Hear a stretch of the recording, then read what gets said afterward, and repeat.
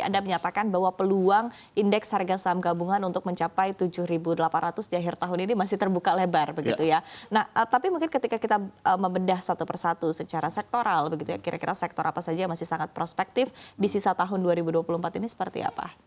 Ya, saya sih kira sektor motor IHSG dulu ya, sektor perbankan, saya kira itu sangat prospektif karena pertumbuhan kredit itu masih tumbuh dengan baik, hampir 12%. Lalu kemudian dengan pemotongan suku bunga tentu mereka akan sangat diuntungkan ya, karena nanti tingkat net interest marginnya bisa meningkat. Jadi secara overall laba dari perbankan ini akan naik juga ya. Gitu. Memang ada kekhawatiran dari sisi NPL, tapi saya kira kondisi NPL terakhir pun kan masih baik-baik saja gitu ya di beberapa bank besar gitu. Baik, tapi kemarin OJK juga baru menyebutkan begitu ya bahwa possibility dari laba perbankan tidak akan setinggi laba di tahun lalu, ini cukup besar untuk tahun 2024 ini. Apakah ini sedikit memberikan mungkin pesimisme bagi para pelaku pasar atau memang cukup yakin begitu dari para pelaku pasar bahwa perbankan tetap akan baik kinerja di sepanjang tahun ini? Ya, perbankan itu kan industri yang regulated dan juga industri yang konservatif gitu. Jadi bank sekarang itu dia kalau dia ngelihat ekonomi agak turun, dia akan cepat memupuk cadangannya gitu. Jadi provisi tingkat CKPN ya, tingkat kecukupannya gitu. Saat ini memang tinggi ya, di atas yang dipersyaratkan lah, rata-rata bank-bank besar itu sudah hampir di atas 250% gitu. Jadi kalau ada 10 miliar kredit macet itu ditutupnya 2,5 kali lipatnya gitu ya. Nah, jadi laba itu kadang function dari itu juga gitu. Nah, kalau tahun kemarin kan memang mereka mungkin tidak mencadangkan yang besar ya, sehingga labanya bisa sangat tinggi. Saya kira tahun ini mungkin mereka akan sedikit mencadangkan lebih ya untuk jaga-jaga terhadap perekonomian. Tapi bagaimanapun itu masih tetap tumbuh positif laba perbankan. Dan untuk long term basisnya, misalnya kita bilang 5 tahun ke depan, saya kira aset perbankan akan sangat meningkat ya, terutama karena perbankan kita sekarang sangat familiar dengan digital ya. Gitu. Beberapa bank besar kan memang sangat aktif ya transaksi digitalnya gitu. Oke, artinya memang secara prospek memang akan terus bagus begitu untuk sektor perbankan. Betul. Nah, untuk sektor-sektor lainnya begitu yang menarik juga untuk diperhatikan oleh para pelaku pasar, apalagi? Saya kira konsumer sih.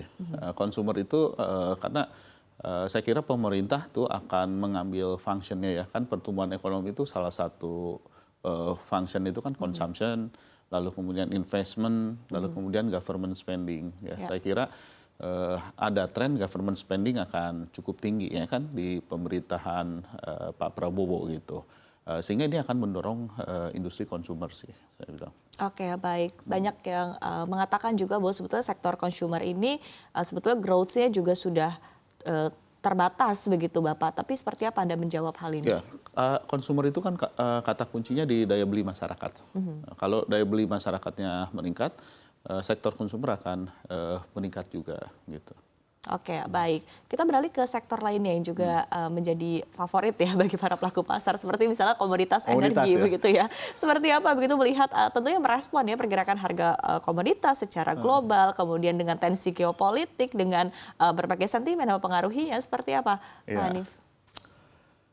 Komoditas tuh mungkin nggak kayak primadona 3 tahun lalu kali ya. Ketika after COVID itu dia harga-harga komoditas melonjak dengan tinggi ya. Saya tadi lihat ya kayak forecast harga oil itu sekarang antara 70 sampai 80 gitu, udah normal gitu.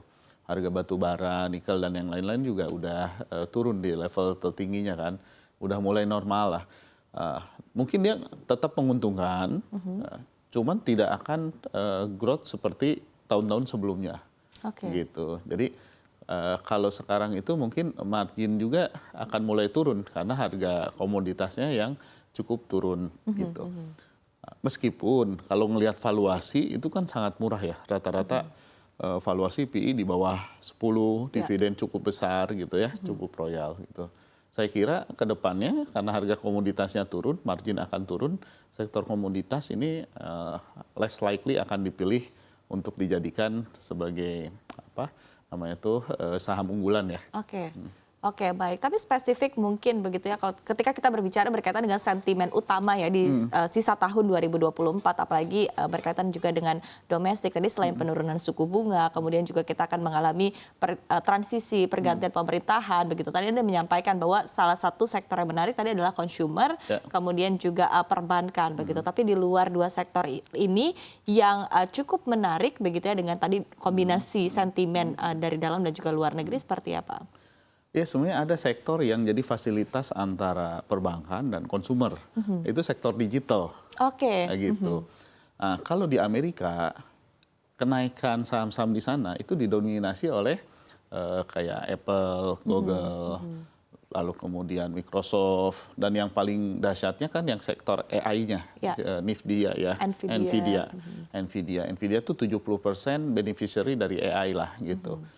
Nah, harusnya kita tuh dapat sedikit limpahannya kalau kita punya industri semiconductor yang baik gitu. Tapi tampaknya masih belum terlihat begitu ya, karena semiconductor sekarang masih adanya di Malaysia kan, nah, gitu. Ya mungkin kalau di kita investmentnya juga diarahkan ke sektor yang teknologi ya gitu.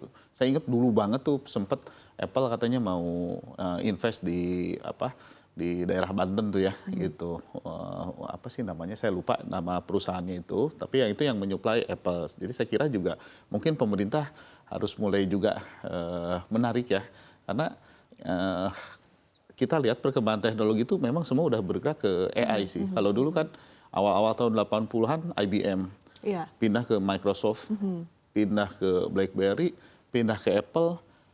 Sekarang semua udah pindah ke AI. Jadi kalau kita ketinggalan di sektor ini itu sangat disayangkan sih. Oke, which is kita juga mengejarnya masih cukup jauh sebetulnya Pak Hanif ya. Betul, tapi